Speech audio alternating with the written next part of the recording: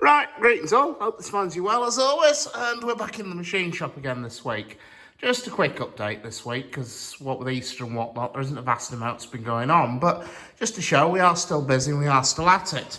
Right, I came back from Easter holidays to find the old superheater headers. Well, somebody's obviously left the lights off and they started breeding again. They do this occasionally.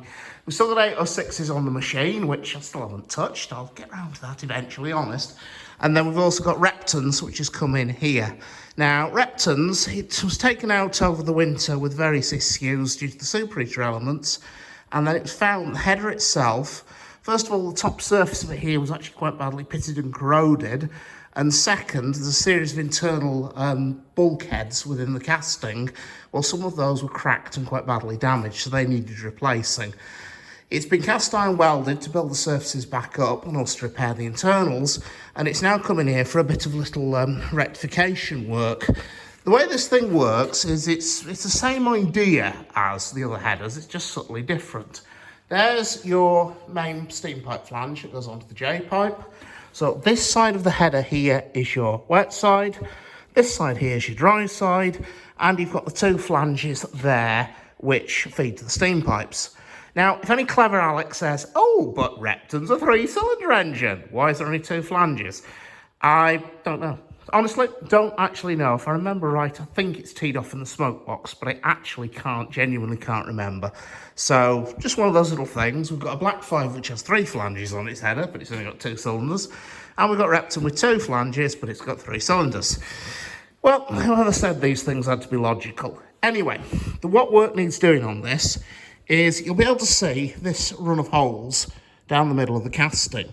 These holes take a series of bolts like these, which come up through them from underneath. These bolts take a nothing washer on the top, and the bottom end of the bolt, with that T-bolt style, that holds a superheater element in. That engages in the bridge on the end of the elements, holds them into the sockets. Now, the problem is that when they've replaced the various bits of cast iron, they've unfortunately obstructed some of those bolt holes, as you can see from that one. The ones that are obstructed, I've marked with a white cross. So they need a cutter putting down them to clean them out. There's also, in the assessment of it, we've also decided there's 2 studs. There's one there, and there's another one here that need replacing. The threads on them aren't as good as they could be. So once I've got 806s to the stage where it can come off that machine, Reptons will be the next job on there, and we can get that done. Shouldn't take very long, because there's not actually that much work to do. And unlike 806s, it's actually going to be easier to set up and dial in. So that's the next job that's coming up there, folks. Okay, moving on down the shop, we've got, in the Harrison, we've got the aftermath of today's Spanish Inquisition moment that nobody expected. The lads reassembling Eric, they're busily putting the motion onto it. Eric, as you will know, has been in pieces since about, well, this time last year at least. In the sorting out the motion, they found that one of the thrust rings in the intervening 14 months had disappeared.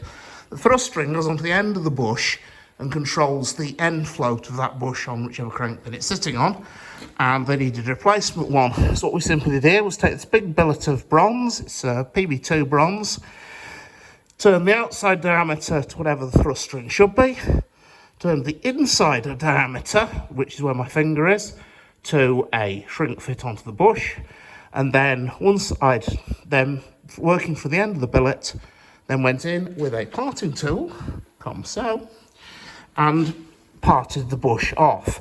Just to give you some idea of the size of the thrust ring, you can see the bright band here, that's the outside, and then where my fingernail is, that's the inside.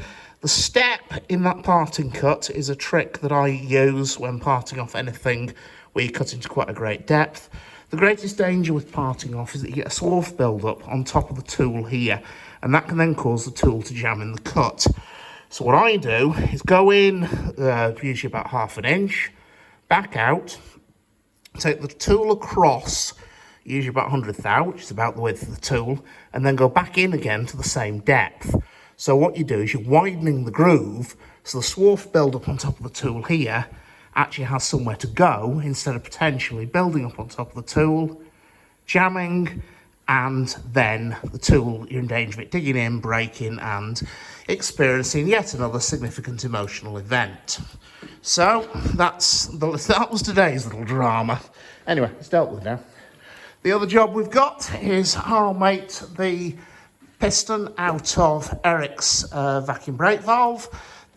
We saw this last week with the steady setup here, so I could tidy up the end of that rod, put a centre hole on the end of that, set it up between centres, and that there has been the spindle has been machined to finish size, the head has been machined to finish diameter, and I've also, because I don't want this to fail, it would be really embarrassing and horrible and generally not very good, I've also put a nice little radius in the bottom there. So you have, again, as I've said before, so you've got a radius which won't lead to a stress riser. So you're reducing the danger of anything fracturing in the transition between the diameter from the head to the spindle. It's had to be very accurately turned, this. You were told in very tight tolerances, because this piston here actually has to be a reasonably airtight seal in its cylinder. So all that remains to do is that little bit of rag at the end there that just needs taking off, and we're done. Job's done. So that's where we're at, and that's where we're up to. Apologies for the slightly short interlude. We haven't really got much else. The only other bit of news we've got is that this lovely little thing, this little shaper, another donation from the Silsden stash. They're very interesting piece of kit, these. I'll actually confess to never actually having used one in anger. They're a slightly old-fashioned machine. What you've got is the cutting tool is mounted here. It sits in this slide here, which moves backwards and forwards. It's all driven by a crank and whatnot in the bottom of the body. Now, what happens is, you have a piece of work you will clamp to the table, and that cutting tool will move backwards and forwards across it. It cuts on the push stroke, and when it comes to a return stroke, the tool will lift on the clapper box there. You see how that lifts? And so as a result, it will trail back across the work, and then you can take another cut. They're the ancestor of a milling machine, basically. Now, on one hand, a vertical mill can outperform them any day of the week, no problems at all. On the other hand, if we say had this is actually a slitting saw, but if we wanted to cut that keyway there in a bore, you can't do that on a normal milling machine. However, you can on a slotter. So you can set that up vertically on the table, put the tool through the hole in the middle, bring it down by means of this feed screw here, which lowers the whole cutting head, and you'll be able to cut that keyway relatively straightforwardly. As I said, it was donated to us in the Silsden stash a couple of years ago, and it's now finally being commissioned. Chalky White and his merry band. Chalky's our tame electrician here, a smashing bloke, does lovely work. Anyway, Chalky and his merry band are busily starting to wire it in. They've got all the hardware in. They're just in the process of commissioning it this week, hopefully. So once that's in, it'll be another piece of kit ready to go, ready to use. As I said, I've never actually used one of these in anger, so I'm quite looking forward to having a play with it myself. Anyway, hope that finds you well and all. Hope you find it interesting and informative as always. Take care, and I'll see you around.